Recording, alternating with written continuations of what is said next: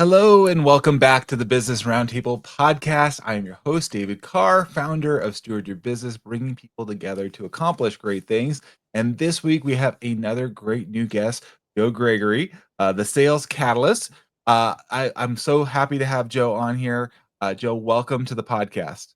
Yeah, thank you so much, David. And it's a joy to be here. I'm looking forward to our conversation today. Excellent, excellent.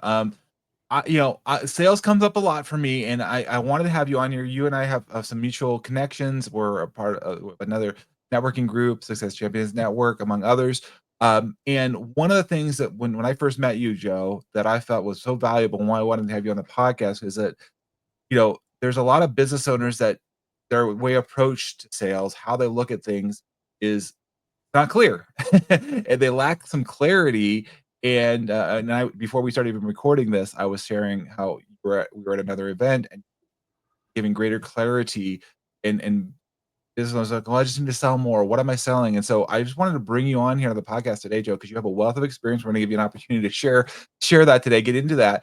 But you know, take us back, Joe. Where tell us about your story in your background, where you came from, and why you're so passionate about what you're doing now at the Sales Catalyst today. Yeah, and thanks for that question. And so Yeah, my journey, and I'm going to share one point because it'll come up later yeah. in our conversations. I was a psychology major for my undergraduate degree at the University of Richmond in Virginia, and little did I know at the time that psychology is really what life is about, right? And what sales and Hmm. business is about, because we're dealing Yes. with other human beings and Hmm. understanding what makes people tick. So psychology has been a deep interest of mine, and I have bookshelves filled of books around psychology Me and too. Yep. specifically human psychology. I'm with you. I'll, I'll turn the clock back. So when I first got out of college, I was in investment property sales, and then decided to make a pivot. And that's another key lesson in life, right? As we make pivots, especially Yes.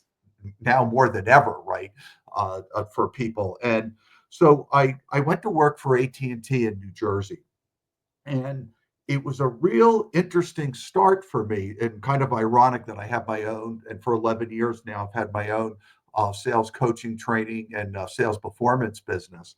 And when I started with AT&T selling hardware and software solutions to companies in northern New Jersey, uh, quite frankly, I sucked. I was terrible, and I got put on the old performance improvement plan, Oh yeah. Hmm. which it's like I'm starting to break out in hives just thinking about it. Right? I mean, Yes. the Yes. worst three letters to salespeople, PIP, right? Yep. And unlike most folks, though, I took it seriously, and it was embarrassing to me. And I was like, okay, I got to up level my skills. I went from investment property sales of having to do 3 or 4 deals a year to make some decent money, right? To now I got to do 6 deals or more a month, right? Mm. So it was completely different. And Yep. thankfully, I got help. I got help from one of the top sales guys in the office. He spent several days running sales calls with me and gave me some really good feedback. And thank you, Glenn Kay, if you're out there anywhere listening. It made a huge difference for me the rest of my career. So uh, that taught me that, okay, little adjustments can give you outsized results, right? Mm.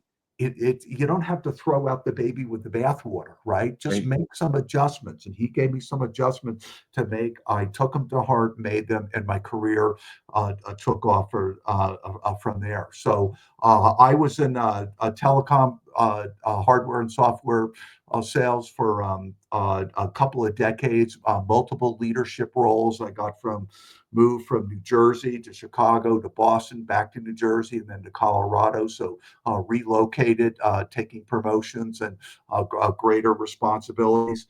And along the way, since I worked with Lucent Technologies, which was AT&T, which became Lucent Technologies, which became Avaya and Exponents, large companies, I went through all sorts of training and development, not just sales things, but this is specific to sales today. Yep. And I thought, that would be really cool to do at some point in my life. And then fast forward in 2009, like so many others, I got laid off. You know, Mhm. my branch was doing great. We were performing well, but life happens, right? Yep, And absolutely. we get kicked, we get knocked down, and what are we going to do? And while that was a painful transition point for me, I went to work for one of the large, very recognizable brand names of sales and leadership development companies, and did that for 2.5 years. Then went to work briefly for a client of mine, and then decided, okay, now what am I going to do? And I'm like, I'm going to go do this on my own. Yes. Right. So another pivot point, and Yep. deciding that, okay, I'm going to develop all my own intellectual material, the things that I've learned over the years, and go and help people like Glenn did when I Mm, first started. And I was so fortunate to work for large companies where I got all sorts of really good training. A lot of people don't have access to that, yep, right? absolutely, absolutely. Well, and that's why we have you on the podcast, Joe, because we're all about giving, helping, and hearing from different voices.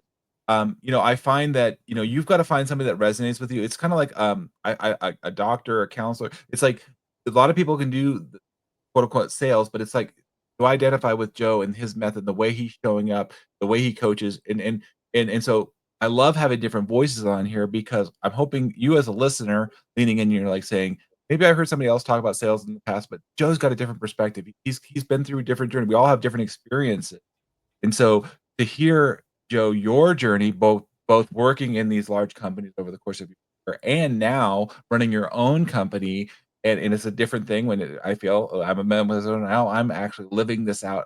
I'm not in somebody else's. This is mine that I've created, and what does that look like? And I feel like a lot of business owners, I'll put myself in there too. We make mistakes when it comes to sales and our approach, and we try to do a one size fits all, or just like, well, this is it. It's like you said, you just told me one example of a different sales cycle.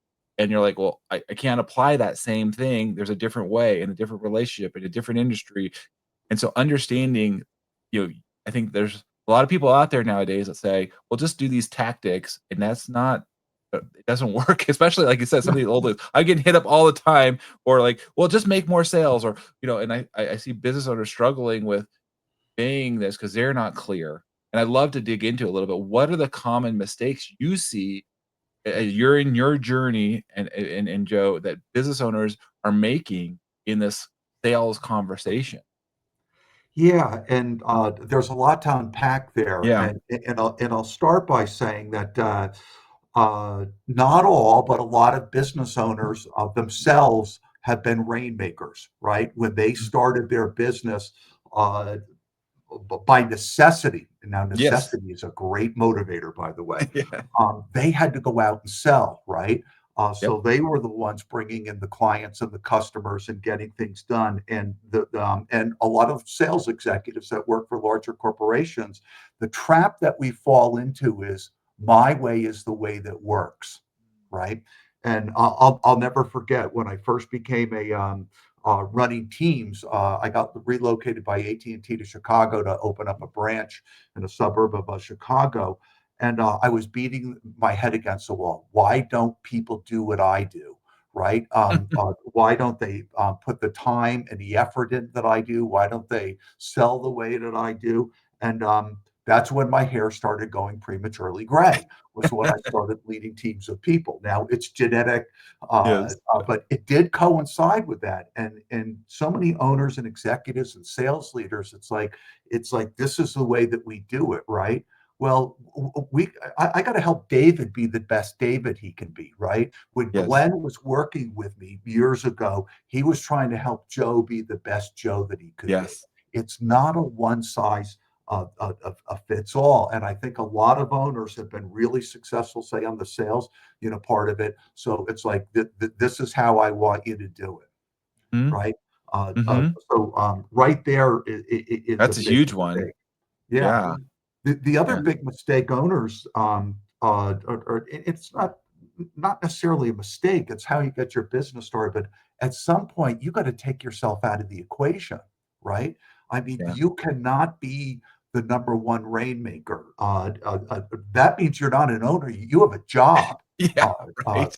right. If you're looking to increase the value of your company, right, you have to take yourself out of the equation and have a team of salespeople that are self-reliant. You need to provide focus and direction, right, and arm them with good training and coaching as well. But that's another mistake, right? Is that when to take themselves out of the equation, and it's not just in sales, right? It's other Oh, parts of yeah. the business too. You need to step back. Yeah, absolutely. Well, I mean, that's a conversation I've had a number of guests, especially in the mergers acquisition space, Joe. Because, like you said, why would I want to have a business? If you're leaving the business, or you want to leave the business, you're the main rainmaker. You know all this stuff. You haven't built a team. Like, what am I actually buying here? How valuable is the company actually? Right? Yeah, yeah, and then, and by the way, it's not just business owners that do this. Sales managers, when we first step into a role as being sales manager, we want to jump in and be the hero, right, and save the deal and stuff. And that doesn't develop. There's times when you need to do that, but it Yep. should be the exception, right? You need to develop people. And again, it Right. goes back to my opening comment about majoring in psychology and being a huge student of human psychology. We're dealing with other human beings, and that's what Absolutely. sales is. Unless you're selling a commodity online and stuff, we're dealing with human beings, and when we're dealing with human beings, there are two nervous systems that are interacting, right, and we move between fight and flight and freeze, Mhm. and also being in our parasympathetic nervous system where we're calm, cool, and collected, right? Yes. But on sales calls, right, buyers, by definition, right, they're nervous, right? Mm. So we need to be able to help settle them down. A lot of the coaching I do is around how do we show up in a way where our buyers feel safe, right? Yeah, Because that's huge. right now, buyers don't feel safe. They're overwhelmed with information. They're tired of the traditional sales tactics. They don't want to deal with a salesperson. What they want is a guide to help them make sense of all the information that's out there, how to navigate their own politics within their own company, and how in the world do we make a good decision, right? And a good Yeah. decision I defined is high confidence, low regret, right? And it's that low regret. Oftentimes people are confident when they buy something, and afterwards it's like, oh God, that wasn't a good decision. So right now we got buyers are fearful of messing up.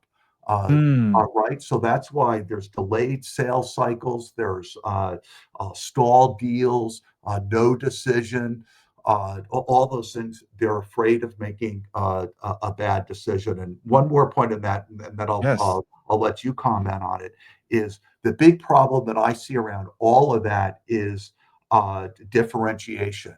And my message to people, my tagline is how you sell matters. You, as the salesperson, are the differentiator. And as the buyer having a different experience with you than they are with everybody else. And what all the data tells us is you're not. You don't look Mm. different. We have a Mhm. sameness problem. The product looks the same. The service looks the same. You look the same. You know what doesn't look the same? The price. So they go, okay, who's cheapest? All We things can being understand. equal, right? Yeah, if everything else Yeah. is the same, go to price. That's very powerful, Joe, as you're breaking that down, and I unfortunately see a lot of the tactics, like you're saying, where people are doing and they're using AI or technologies, and they're coming up with, like, this formulaic, you know, thing, and it's like, well, I'm hitting hit it's basically the same thing. I get hit up, almost pretty much daily, whether it's email or a direct message, and I'm like, there's no sense of, like, understanding me as a potential buyer. It's more of I'm I've got something to sell, and I just wanna I gotta find I just I'm just trying anybody could be that, and I'm like, if anybody could be that, it doesn't I don't feel drawn to that. I definitely don't feel safe, like you said, Joe. Like you Yeah, and it's remarkable, right? And we have we have all these great tools to be able to help us, right? Technology, right? Mm, But it's a tool, right? yeah. It shouldn't be replacing you. And the human to human interaction, like we're having right now, Yes. is the key thing. And people do not feel heard and understood. Buyers tell us that overwhelmingly. They don't feel heard or understood. So they go, not okay, right? They're feeling not okay. Their nervous system's activated. All right. Oftentimes, it brings up their mommy and daddy issues because either mommy or daddy did take the time to hear or understand them, right? Oh, by Yep. the way, Mr. or Mrs. Business Owner, this is happening all through your business. Your employees don't feel heard or understood or Hmm. cared for, right? Yep. Caring, just showing that you care for the customer, to really listen to them. And the surveys show that buyers think we do a horrible job of listening to them, right? Oh We my go God. in, it's like we're trying to sell them something, and they're like, no, I got a problem I'm trying to solve, right? Right. First, help me understand what my problems really are, and Right. then help me solve them. And that's where being that mindset shift of I need to be a guide and not a salesperson comes into I play. think that's such a great, I mean, insight, Joe, as you're saying that, that's why I love having you on the podcast because my synergy is building on what you're saying there is being a guide, helping that. Because I think it, like you said, if you're not clear on that and your employees are not clear, they're definitely not they and if they don't feel safe, they're certainly not gonna exude that into your clients, customers, because they're not feeling it within the organization. Like, and if they're just like, "Well, just sell more, just get this, can't you figure this out? I did this before, and you should be able to figure this out." And it's like, "Well, hold on, let's back it up." And what I'm hearing you say is, working with the business owner, go from them all the way down into the organization, creating that safety. And I love that. I love that word because I use that too in my own coaching. A guide, somebody help understanding that what they need and saying, okay, maybe we aren't a good fit for you, and then that's okay too. Recognizing we don't have to try to. Again, I think we don't want to use pressure and manipulation. And unfortunately, these things do work to a degree. They can get a sale, and you can check the box in my quota, right? Like, oh, I got the sale, because I don't want to get dinged on a P. I don't get a PIP, performance improvement plan. So I'm going to do this, but it's like to what cost, right? Yeah, exactly. We put listen, life is about how do we deal with pressure, right? And Mhm. so some of Yeah. the things I see right now is uh, there's a huge issue around pipeline development in businesses. People are looking, how do we get new clients, right? How do we do more business, with existing clients? Yep. And the pressure that we put on people, what I see is that they're constantly using CRM tools, right, to monitor pipelines. That's a good thing to do as an owner and as Yep. a sales leader. But are there the unintended consequences of people putting in stuff in their pipe that really isn't qualified and shouldn't be there just so that it looks like they have a healthy pipeline? And when Right. I go in and I'll do pipeline reviews, right? And quickly the pipeline turns into a sewer line. There's a lot of Mm. crap in there, Mhm. Mhm. right? And it's to make the bosses feel better that, okay, well, we have healthy pipelines when we really don't, Yeah. right? And there's that fine line, right? We Mhm. need to develop our pipelines, but not with the unintended consequence of we're working deals that we shouldn't be working, right? And one of the Right. things, the big shifts that I made years ago working for AT&T, at the time I was also in a graduate school getting my MBA. So I was really pressed for time and stuff. And I'm like, I'm done. I got to get better at qualifying.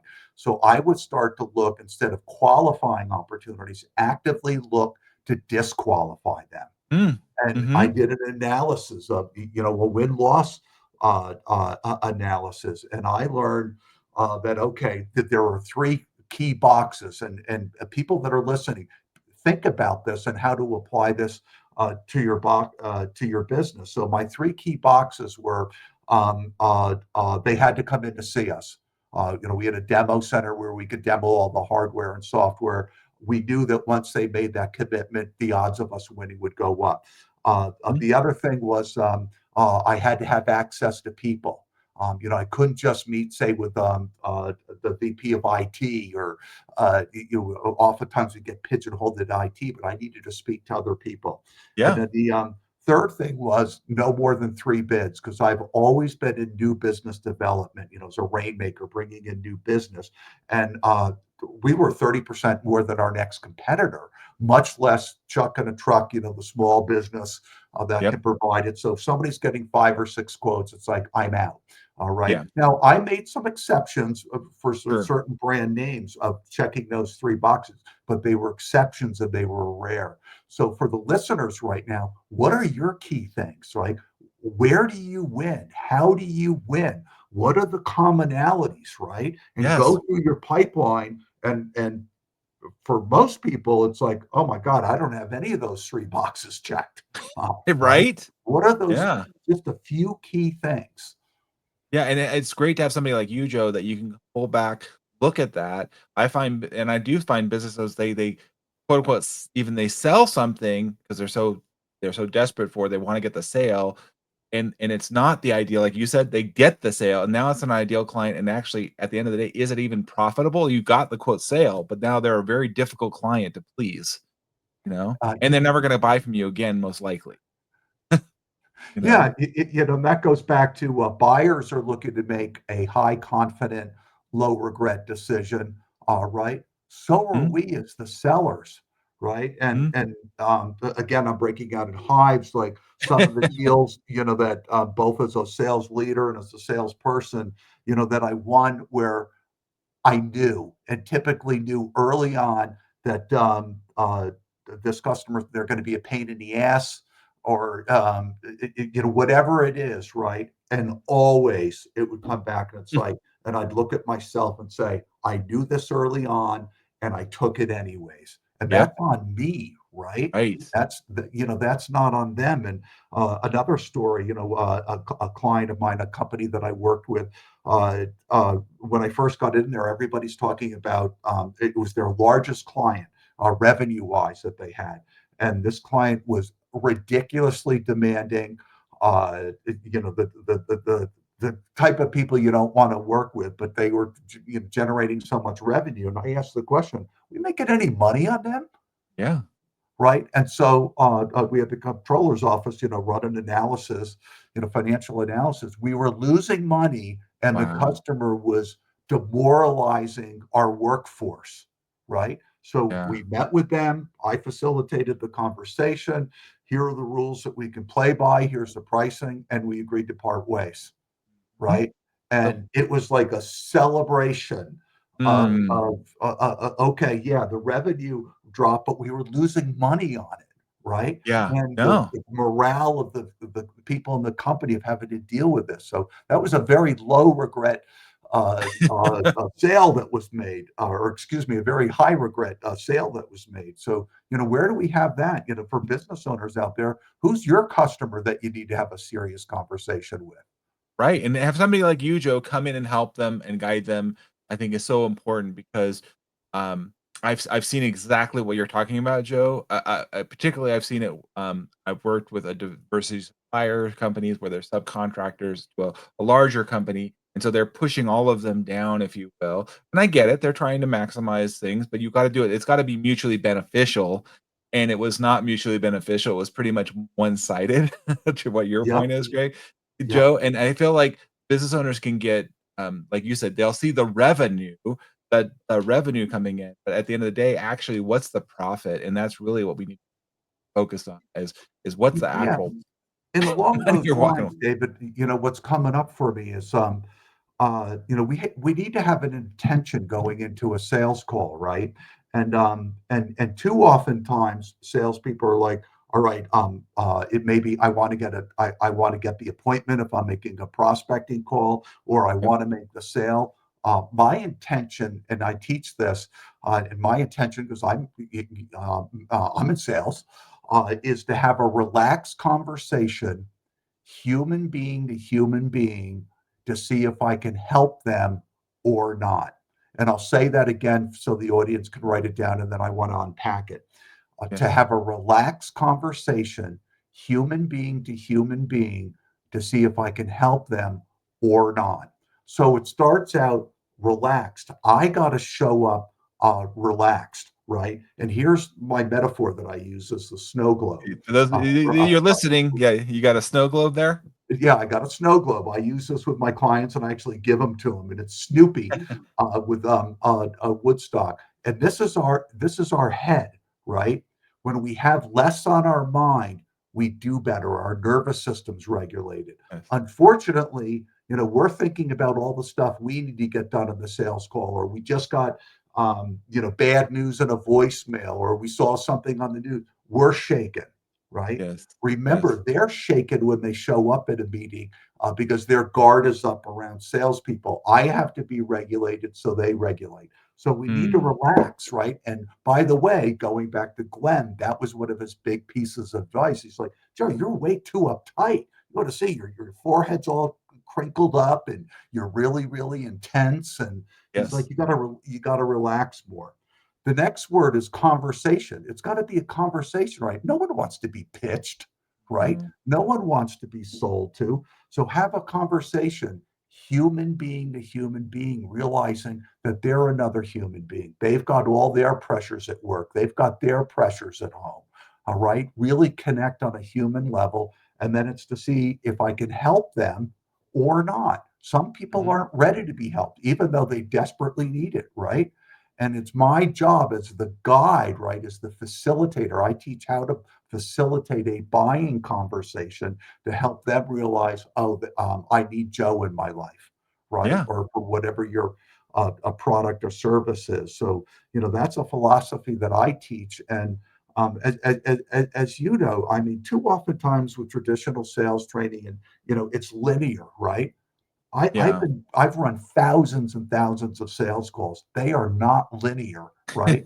They are all over the place. That's why we need to be settled down so that we can hear the key things to say, you know what, David, you mentioned ABC a couple of minutes ago. Tell me more about that, right? Now I've got them talking about a potential issue for them.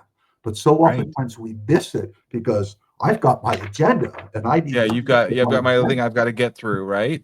Yeah, And we may this has been my experience too, Joe. I've talked past it. They're actually ready to buy. And I'm going, keep going, and I'm like, I haven't been listening better.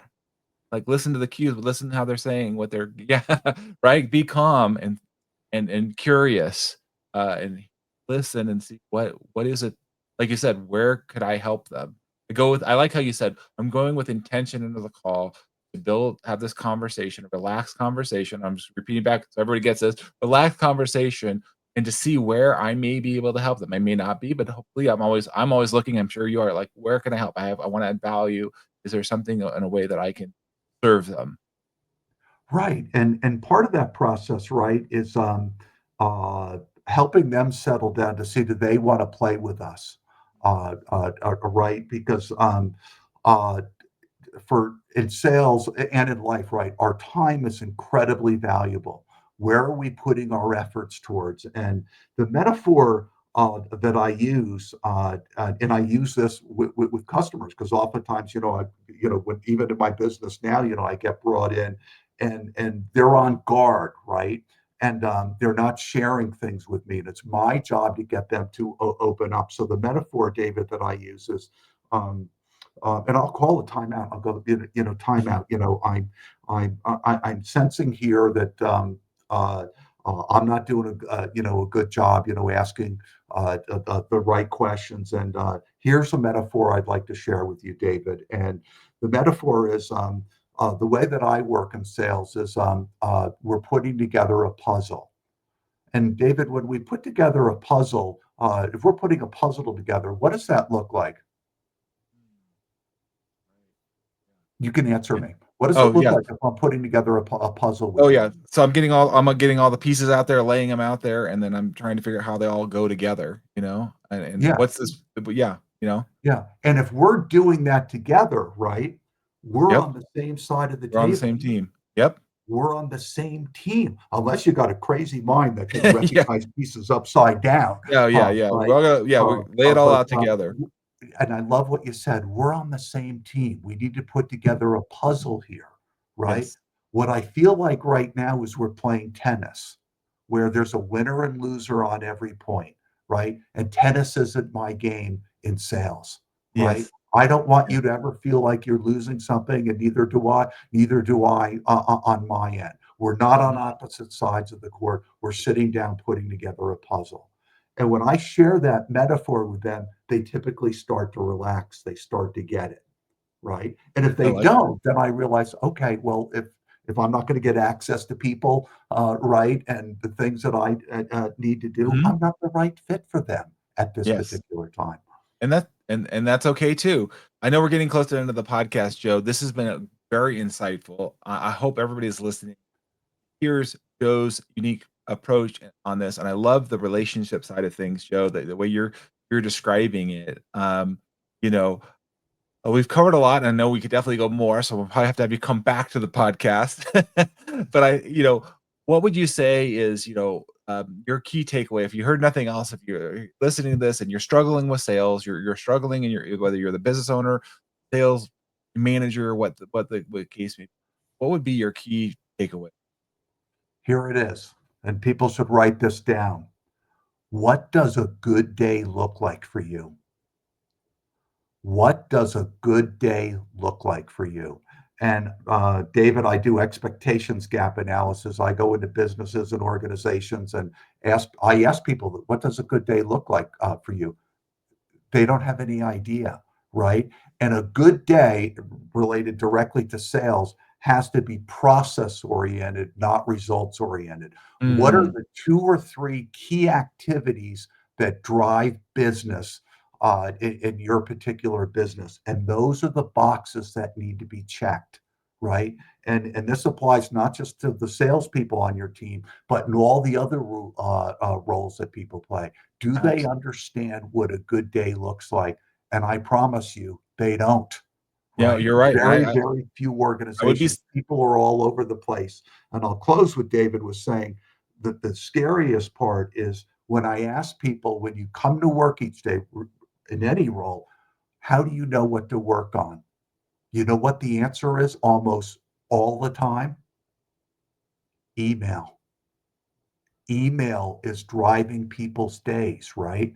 Instead of what are some the key levers of my business for this particular role, right? That I need to check the box. I don't care if you've worked 12 hours. If you haven't checked Mhm. those 2 or 3 boxes, you haven't had a good day yet. So Right. this goes back to you started with talking about clarity, right? Yep. Getting really, really clear on what are the levers that move your business, right? And making sure people are moving those levers and moving the needle every single day. Oh, man. Joe, you've given us great insights.